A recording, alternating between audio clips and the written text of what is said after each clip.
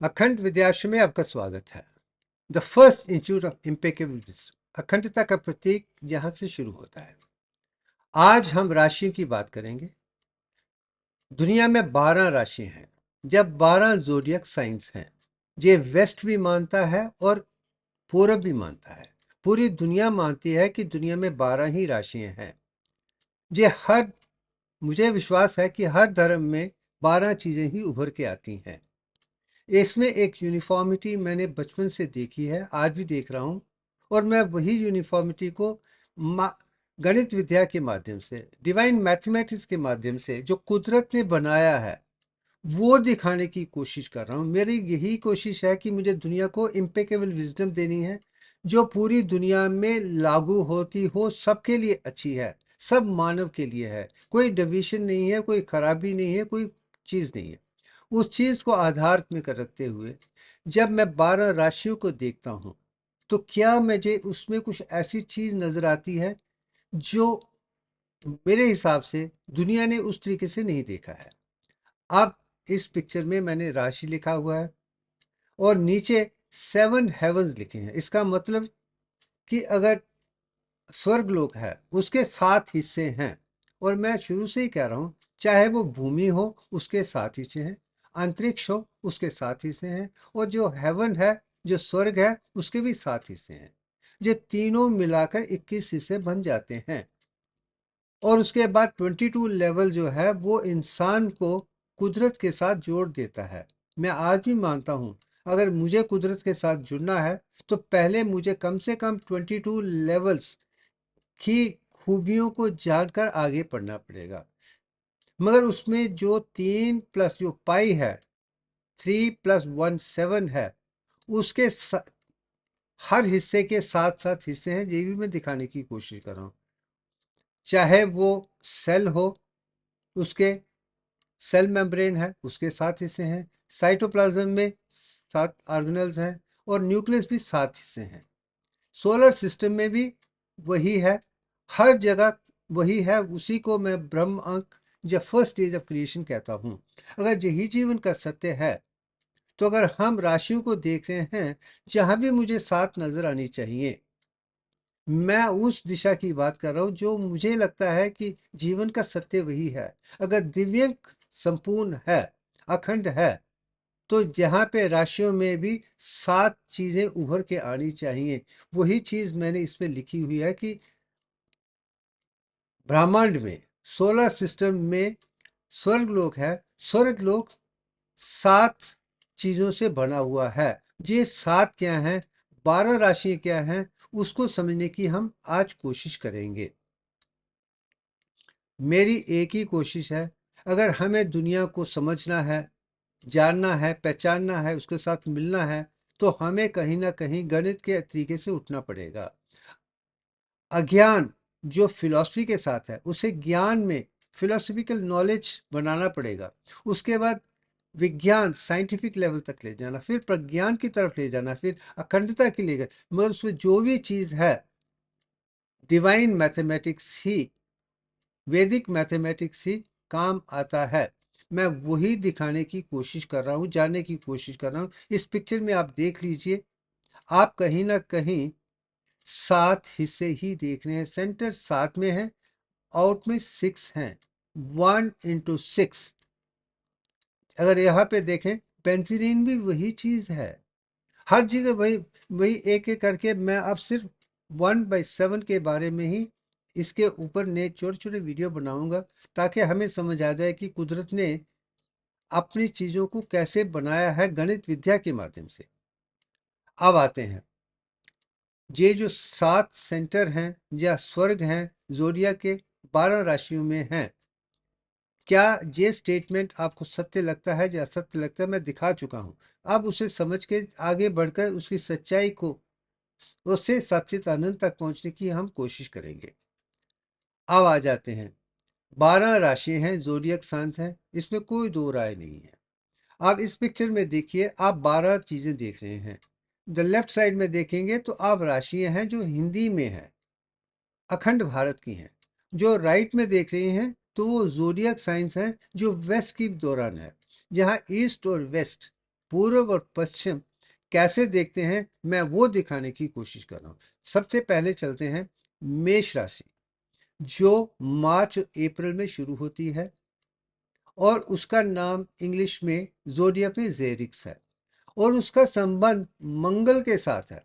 और जो मंगल है, अगर सिंबल को आप देखेंगे, वो मेल सिंबल है। तो ये चीज जहां उभर के आती है, मेष है, मेल है, एरीज है, मंगल है और यही है। जब दूसरे पे आती है वृश्वा, जो टारस के साथ जुड़ा हुआ है, वो वीनस है, वो फीमेल है, यह शक्ति है। पहला शक्ता है, दूसरा शक्ति है। जब शक्ति है वो कहीं ना कहीं फीमेल एनर्जी देती है, जो मंगल है वो मेल एनर्जी देता है।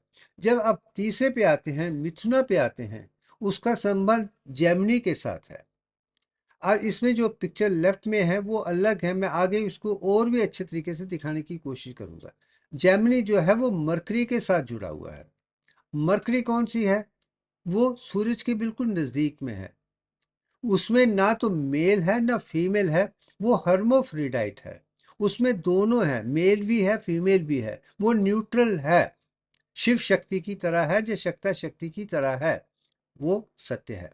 जब हम चौथे पे आते हैं कर्कटा, जिसका संबंध कैंसर के साथ है और वो मंगल के साथ जुड़ा हुआ है, नहीं सॉरी, मून के साथ जुड़ा हुआ है, सोमवार के साथ जुड़ा हुआ है, उसका संबंध मून के साथ है। तो पहले मंगल है, उसके बाद वीनस है, मरकरी है, अब मून पे आ गए हैं, चांद पे आ गए हैं। जब हम सिम की बात करते हैं, उसका संबंध लियो के साथ है। सिम और लियो दोनों एक ही है, लाइन ही है। उसका संबंध सन के साथ है। अगर सन है तो सूरज है, तो एक है, उसे आप सूरज की तरीके से देख रहे हैं। चांद को चांद की तरह से देख रहे हैं, सूरज को सूरज की तरह देख रहे हैं। आप 5 हो गए हैं। अब आते हैं नेक्स्ट स्टेज पे, कन्या है जो फीमेल है, उसको वर्गो, जो वर्जिन गर्ल है, उसको मरकरी के साथ जुड़ा हुआ है। अगर उसमें आप सेक्सुअल सिंबल देखेंगे, वो हर्माफ्रोडिट है। इसका मतलब जो कन्या है, जो लड़की है, जिसने भी मेंस्ट्रुएट करना शुरू नहीं किया हुआ है, वो कहीं ना कहीं न्यूट्रल है। उसने फीमेल शक्ति अभी तक नहीं आई है, वो अभी तक भी न्यूट्रल है। वो मरकरी है, जो ऊपर भी जेमिनी भी है और वर्गो भी मरकरी ही है, उसमें न्यूट्रल है। जब तुला की बात आती है, लिब्रा की बात आती है, उसको वीनस के साथ जोड़ा गया है। अगर वीनस के साथ देखेंगे तो आप जो सिंबल देख रहे हैं वो फीमेल है। आज भी दुनिया मानती है कि वीनस हो या तुला हो या लिब्रा हो, वो फीमेल एनर्जी या शक्ति एनर्जी के साथ जुड़ी हुई है। अब आगे आते हैं वृश्चिक का, वो स्कॉर्पियो है, वो मार्स के साथ जुड़ा हुआ है, मंगल के साथ जुड़ा हुआ है। तो संबंध फिर वही नीचे, आप वही मेल सिंबल देख रहे हैं जो ऊपर आपने देखा हुआ है। आप इसमें देख लीजिए, मेल से शुरू होता है, फीमेल तक आता है, हर्माफ्रोडाइट आता है, फिर चांद है, मून है, फिर सन है, फिर वही हर्माफ्रोडाइट है, फिर वही फीमेल है, फिर वही मेल है। आप इसमें भी 3 और 2 8 इस तरीके तक आ जाते हैं। अब रह जाए कि बाकी चार को हम क्या देखेंगे, वहां अलग सिंबल नजर आने वाले हैं। जैसे धनु राशि है, उसका संबंध बोन एरो के साथ है, वो सेजिटेरियस है, उसका सन जुपिटर है। तो जहां तक जुपिटर की बात आती है, उसमें ना तो मेल है ना फीमेल है, ना न्यूट्रल है, वो उसके ऊपर आ गया है। कहीं ना कहीं हम उस दिशा की तरफ जा रहे हैं जो ऊपर है। इसका मतलब जो सूरज है वो सेंटर है। वहां से शुरू करें तो पहले मरकरी आती है जो न्यूट्रल है, उसके बाद वीनस आता है जो फीमेल है, उसके बाद आगे हम जाते हैं तो कहीं ना कहीं हमें आ- और मंगल की तरफ जाना है। जब मार्स की तरफ जाना है तो एक दिशा बन जाती है। मगर मार्स के बाद मार्स तक सब सॉलिड प्लैनेट्स हैं, इनर प्लैनेट्स हैं। इनमें मेल फीमेल और न्यूट्रल एनर्जीज हैं। मगर उसके बाद जो एस्ट्रॉयड बेल्ट आती है, जो अलग इनर प्लैनेट को बाहर से अलग कर देती है। तो एस्ट्रॉयड बेल्ट के बाद जो बाहर के ऊपर के दो प्लैनेट हैं, अब हम उसे देख रहे हैं। जो पहला है जुपिटर है, वो बुद्धि के साथ जुड़ा हुआ है, तो उसे कहीं ना कहीं मैं विज्ञान चक्र के साथ कह सकता हूँ। तो तब तक हम ज्ञान की बात करते हैं, वहां पे विज्ञान साइंस शुरू हो जाती है, जुपिटर के साथ है। जब हम मकरा मकरा के साथ जाते हैं, कैप्रिकॉर्न के साथ आते हैं, तो उसका संबंध सैटर्न के साथ है।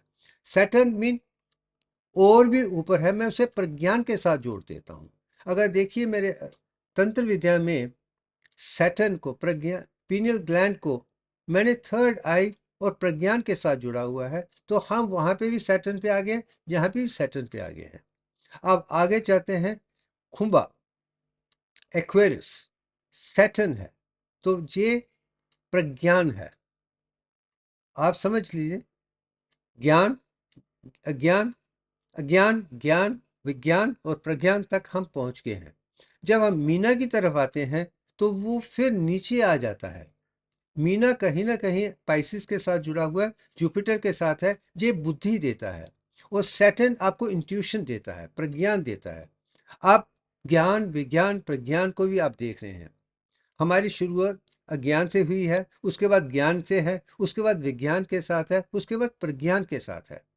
आप ये ज्ञान विद्या को भी आप यहाँ पे देख रहे हैं, मेल, फीमेल, न्यूट्रल, और अंदर का जो संतुलन है और जो बाहर का संतुलन है वो भी आप देख सकते हैं। आप अंदर के संतुलन की बात करते हैं तो उसमें मून और सन इंपॉर्टेंट बन जाते हैं। उनका रोल अपने आप में, अगर हम मन को देखते हैं तो वहां पे कहीं ना कहीं माइंड आ जाता है। अगर हम सूरज की देखते हैं तो वहां पे अखंडता उभर के आती है। और जब हम जुपिटर को देखते हैं वहां पे इंटेलिजेंस, बुद्धि उभर के आती है। या सैटर्न को देखते हैं तो प्रज्ञान नजर आता है। तो आप जितने भी ज्ञान को भी देख रहे हैं वो जिन 12 राशियों में 7 हिस्सों में खूबसूरती से भरा हुआ है। मुझे पूरा विश्वास है कि अगर लोग इस पिक्चर को भी जैसे मैं दिखाने की कोशिश कर रहा हूँ, स्टेप बाय स्टेप देखेंगे, तो आपको इसमें अज्ञान टू ज्ञान टू विज्ञान टू प्रज्ञान टू अखंडता तक नजर आ रहे हैं। कहीं ना कहीं हम अगर सन से शुरू करते हैं, उसके बाद सैटर्न तक जितने भी हैं वो 7 ही हिस्से हैं।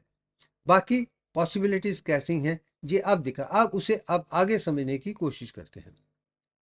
ये 12 राशियों के नाम हैं जो हिंदी में है, मेष, वृष, मिथुन, कर्क, सिंह वगैरह जी है।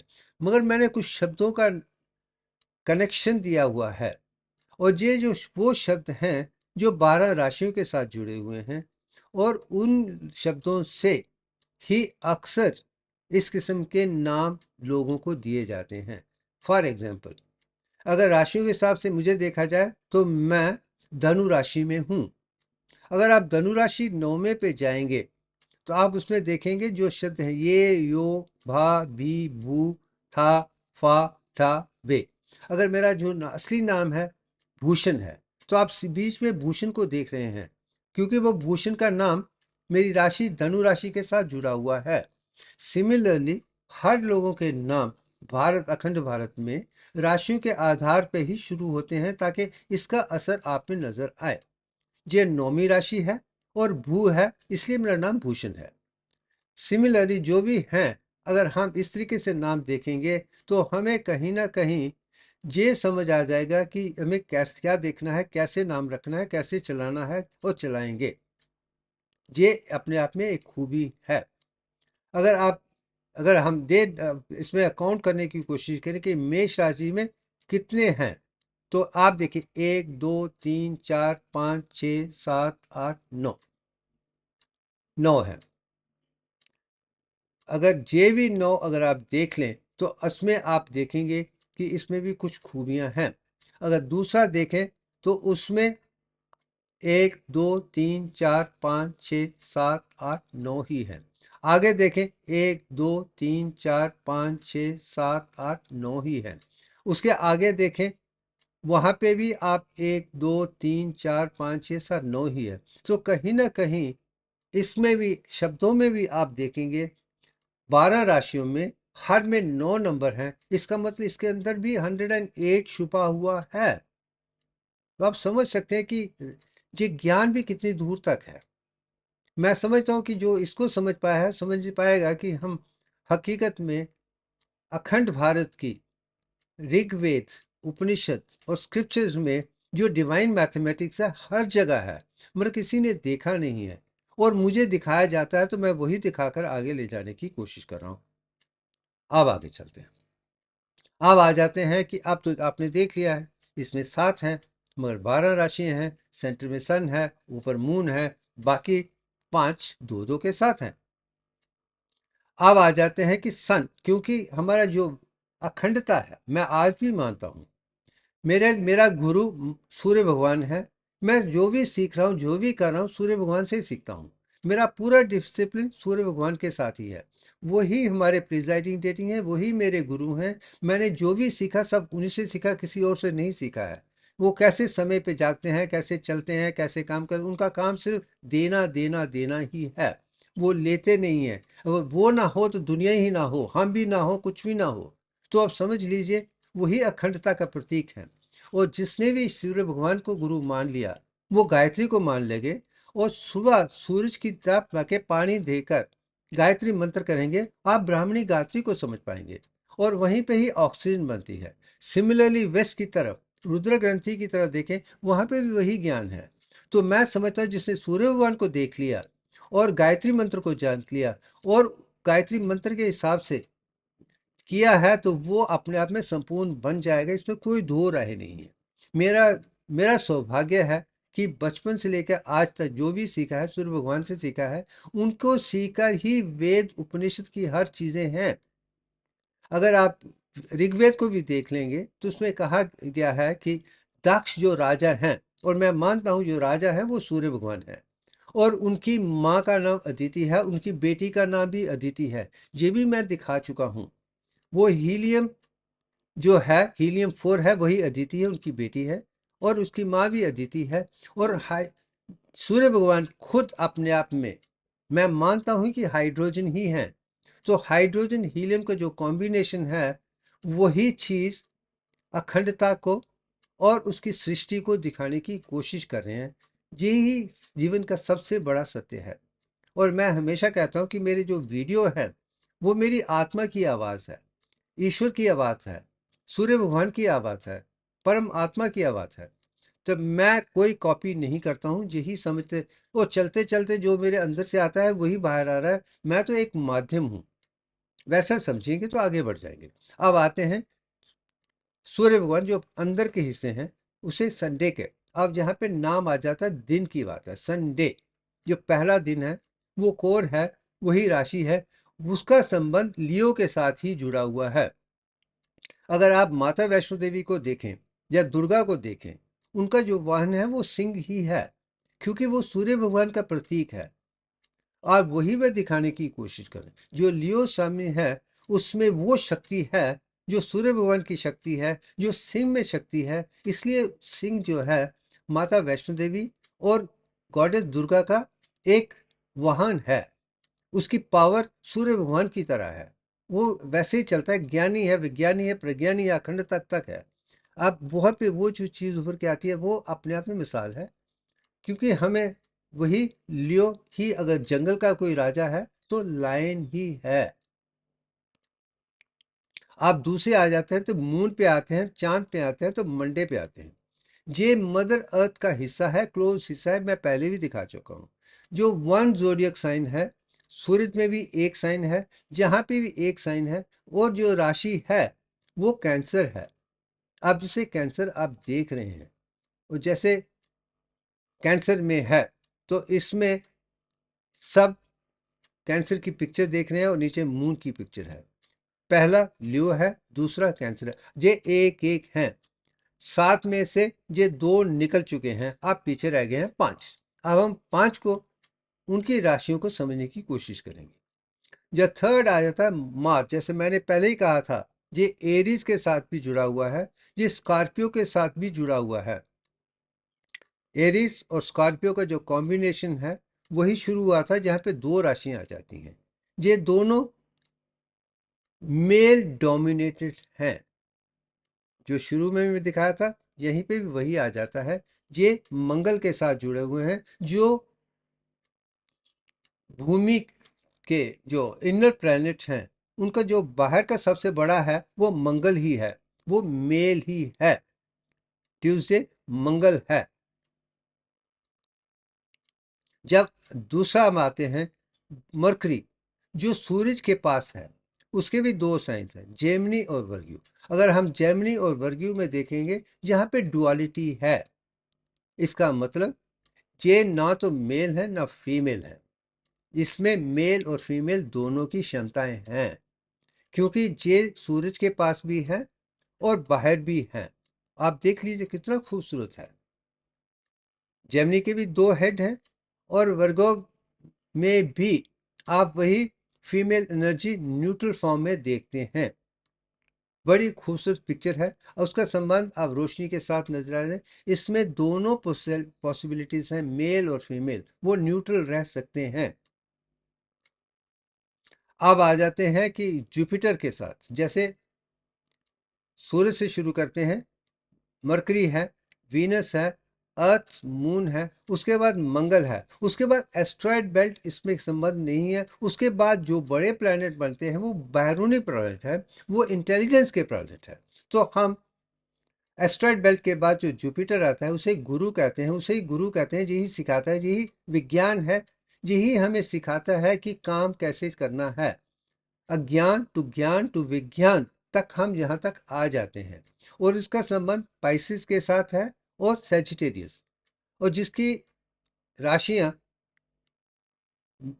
मीन है या धनु राशि है या सेजिटेरियस है, उसमें वो इंटेलिजेंस की क्षमता ज्यादा रहती है। अब मैं हूं, मुझे सेजिटेरियस, तो मुझ में सोचने की क्षमता ज्यादा होनी चाहिए, इसमें कोई दो राय नहीं है, क्योंकि मैं गुरु के साथ जुड़ा हुआ हूं। अगर ये चीज समझ आ जाएगी, मेरी प्रीडोमिनेंट क्वालिटी नजर आ जाएगी, और उस प्रीडोमिनेंट क्वालिटी के आधार पे मैं आगे बढ़ जाता हूँ। जहाँ पे ना तो मेल है ना फीमेल है, ना हर्माफ्रोडाइट है, ना मन है, ना अखंडता है, यहाँ पे विज्ञान उभर के आ रहा है। यही मैं समझाने की कोशिश कर रहा हूं। अब आ जाते हैं वीनस की तरफ। वीनस मैं मानता हूं भूमि के नजदीक है और सूरज से दूर है। ये कहीं ना कहीं दो राशियों के साथ जुड़ा, और मैं हमेशा मानता हूं वीनस है फ्राइडे के साथ है। ये फीमेल एनर्जी है। इसी में आप लिब्रा और टॉरस को देख सकते हैं। ये प्योर फीमेल एनर्जी है, इसमें कोई दो राय नहीं है। उसका संबंध वीनस के साथ है, और वीनस ही फीमेल फॉर्म है। ये सारी दुनिया, सारी राशियां भी जानती हैं। अगर वो संबंध कहीं ना कहीं आप देखेंगे कि आपको फ्राइडे वीनस में नजर आ जाती है। अब आगे चलते हैं सैटर्न की तरफ। इसमें दो राशियां हैं, एक्वेरियस और कैप्रिकॉर्न, और मैं इन्हें हमेशा ही प्रज्ञान के साथ जोड़ता हूं, और प्रज्ञान भी कहीं ना कहीं वीनस के साथ है। अज्ञान टू ज्ञान टू विज्ञान टू प्रज्ञान, जो इन दो राशियों में हो, उसकी ओरिजिनल क्वालिटी, जो डिवाइन क्वालिटी है, वो प्रज्ञान होगी, इम्पेकेबल विजडम होगी, एब्सोल्यूट विजडम होगी। अगर उस पर काम करेगा उसका उद्धार हो जाएगा, मगर उसको आधार नहीं बनेगा तो किस नहीं। मगर एट द सेम टाइम मैं ये भी कहना चाहूंगा, हम सब में सारी राशियों के पूरे गुण हैं, मगर जो मेन इशू है उसे समझ लेंगे तो बाकी चीजों को समझना आसान हो सकता है। जैसे कि धर्म साफ कहते हैं, दुनिया में कुदरत तक पहुंचने के तरीके इतने हैं जितने लोग हैं। मैं मानता हूं उतने लोग हैं, इसमें कोई दो राय नहीं है। मगर आप किसी, जो आपकी क्षमता है उसे पकड़ कर चलेंगे तो 64 आर्ट को समझ सकते हैं। एक ही क्वालिटी आपके लिए है जो आपको कहीं ना कहीं प्रज्ञान की तरफ ले जाएगी, वो उसे पकड़ेंगे तो आगे बढ़ेंगे। ये चीज नजर आ जाती है। अगर हम सारांश की तरफ देखें, ये 12 राशियों में 7 वो गुण हैं जो 7 दिन के साथ जुड़े हैं, 7 लेवल की तरफ है। अगर हम देखें, अगर सूरज से करें वो अखंडता है, अगर मून की तरफ देखते हैं तो मन है, तो बाकी में आप साइंस के माध्यम से देख रहे हैं। जो ये समझ आ जाएगा तो मैं समझ लूंगा कि आप कहीं ना कहीं एक को भी देख रहे हैं, 7 को भी देख रहे हैं, साथ में 12 को भी देख रहे हैं, 9 को भी देख रहे हैं, 108 को भी देख रहे हैं। सारी की सारी मैथमेटिक्स इसी के साथ ही जुड़ी है। आप समझ सकते हैं कि मैंने नाम में आपको 108 दिखाए थे। इसका मतलब 100 की इंपॉर्टेंस क्या है कि जो हमारी जो जपमाला है उसमें 108 होनी चाहिए। मैंने तो ये बनाने से पहले कभी सोचा भी नहीं था, जाना भी नहीं था, मगर जानने के बाद दिखा रहा हूँ कितनी खूबसूरत है। यही चीज़ें एक एक करके मैथमेटिक्स के माध्यम से मैं दुनिया को दिखाने की कोशिश कर रहा हूँ। मैं समझता कि मेरा जीवन का जो लक्ष्य है, कुदरत ने मुझे चुना है, कुंडलिनी योग के माध्यम से चुना है, अंतरात्मा के माध्यम से चुना है। अदिति ने मुझे अदित्य को समझने की, सारी राशियों को समझ के दुनिया को दिखा रहा हूँ। मैं समझता हूँ कि हम ये क्षमता हर इंसान में है। अगर हम अपनी राशि के हिसाब से वो गुण लें, पहले उसे समझ के फिर उसके माध्यम से बाकी गुणों को समझेंगे, हम कहीं ना कहीं अखंडता की तरफ पहुंच जाएंगे। मैं कोई भी राशि खराब नहीं है, सब अच्छी हैं। और मैं राशियों के चक्रों में नहीं पढ़ना चाहता हूँ, मैं नहीं पढ़ता हूँ। मगर उसके बाद भी कैसे स्टेप बाय स्टेप 70 साल की उम्र में मैं यहाँ तक लेके आ गया हूँ। मैं यही कहता हूँ कि अगर आप कुदरत के साथ जुड़े हैं, सच्चाई ईमानदारी से हैं, सत्यवादी हैं, अहिंसावादी हैं, अच्छे इंसान हैं, अच्छे काम करना चाहते हैं, सबका भला करना चाहते हैं, कुदरत आपके साथ होगी और कुछ नहीं है। मैंने दुनिया में कोई ऐसा काम नहीं किया है जो मुझे नहीं करना चाहिए था। मैंने वही किया है जो सूर्य भगवान मुझे करने के लिए कहते हैं। वो यही जीवन का सत्य है। अंत में आकर वही पिक्चर आएगी। इसमें मैं कुछ नहीं कहना चाहूँगा। मैंने जो भी कह दिया है वो ज्ञान है। अगर इंसान समझ लेगा तो आपको आगे बढ़ने में कोई कमी पेशी नहीं होगी। तो थैंक यू वेरी मच।